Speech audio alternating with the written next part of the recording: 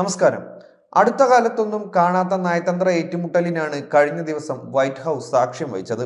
Ukraine president Vladimir സെലൻസ്കിയും US president Donald ട്രംപും തമ്മിലാണ് ഓവൽ ഓഫീസിൽ വെച്ച് ചൂടേറിയ വാഗ്വാദം നടന്നത്.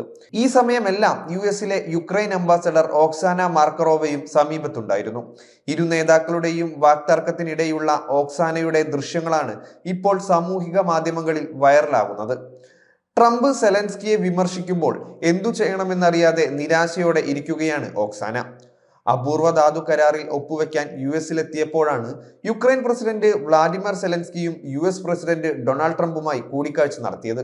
ഇരു നേതാക്കളും തമ്മിലുള്ള കൂടിക്കാഴ്ച വാക്കുതർക്കത്തിൽ കലാശിച്ചതിനെ തുടർന്ന് കരാറിൽ ഒപ്പുവെക്കാതെ സെലൻസ്കി വൈറ്റ് ഹൗസിൽ നിന്ന് മടങ്ങി.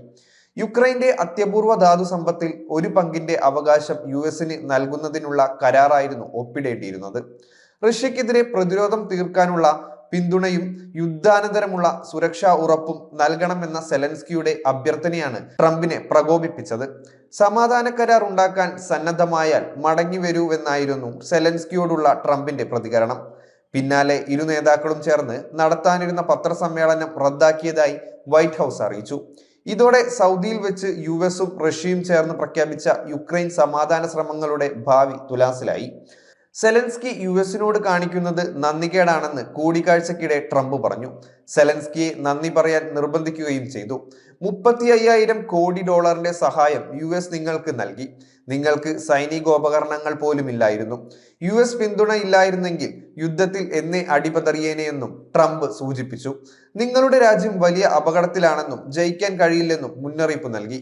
നിങ്ങൾ ഒരിക്കലെങ്കിലും നന്ദി പറഞ്ഞിട്ടുണ്ടോ എന്ന് ചോദിച്ച vice president JD Vance American മാധ്യമങ്ങളുടെ മുന്നിൽ നന്ദി പറയണമെന്ന് ആവശ്യപ്പെട്ടു. യുക്രൈൻകാരുടെ പ്രശ്നങ്ങൾ മനസ്സിലാക്കാൻ താങ്കൾ എന്തെങ്കിലും അവിടെ വന്നിട്ടുണ്ടോ എന്ന് വാൻസിനോട് സെലൻസ്കി തിരികെ ചോദിച്ചു. പ്രകൃതി വിഭവ കരാറുമായി ബന്ധപ്പെട്ട് കഴിഞ്ഞ ദിവസമാണ് ഇരു രാജ്യങ്ങളും ധാരണയിലെത്തിയത്.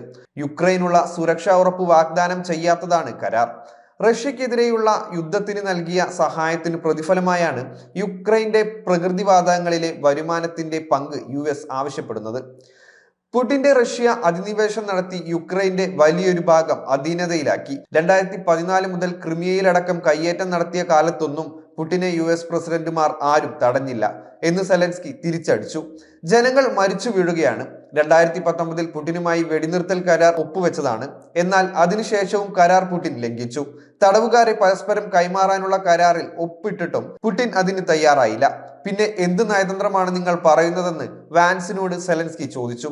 ഈ ഘട്ടത്തിൽ നിങ്ങളിപ്പോൾ സുരക്ഷിതാവസ്ഥയിലല്ല ഇപ്പോഴുള്ളതെന്ന് പറഞ്ഞ ട്രംപ് മൂന്നാം ലോക മഹായുദ്ധത്തെ ക്ഷണിച്ചു വരുത്തുകയാണെന്നും പറഞ്ഞു. അമേരിക്കയെ അപമാനിക്കുന്ന തരത്തിൽ സംസാരിക്കുകയാണെന്നും കുറ്റപ്പെടുത്തി.